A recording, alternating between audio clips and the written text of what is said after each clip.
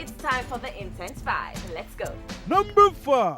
So the businessman who went on a drunk rampage with his gun last week Sunday during Carnival was fined $350,000.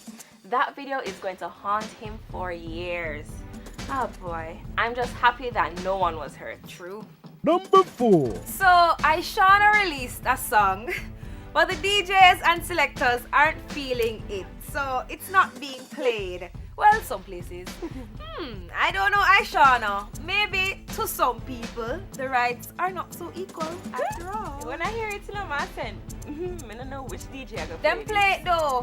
You never see the story about a selector get a $200,000 pull up to play the song. What? Okay, Pete, the woman them want to hear the song. Oh, I hope you know. Number 3. Rihanna's Met Gala dress. What do you think? I thought it was lovely and I'd love to plant her in my garden. Okay, alright. Very well. Number 2. So the FBI sends an agent undercover to investigate an ISIS terrorist suspect. What does the agent do?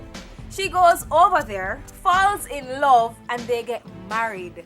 I guess sometimes you just can't fight love. That sounds like it's gonna be a movie. Yeah, you just can't fight it. Wow. Yeah. Found love in a hopeless place. Indeed. And finally holding the Number 1. spot this week, Asafa is in the Yay, Guinness Book of World boy. Records. He is the record holder of having the most sub-10 races ever. Yep. Big up yourself, Safa. We still a win. Hey. That's it for the Intense 5. Remember, you can always check us out on Facebook at facebook.com/TVJIntense. And we're always on the gram at TVJ Intense. Up next, Keznamdi is in the hot seat. Intense soon forward.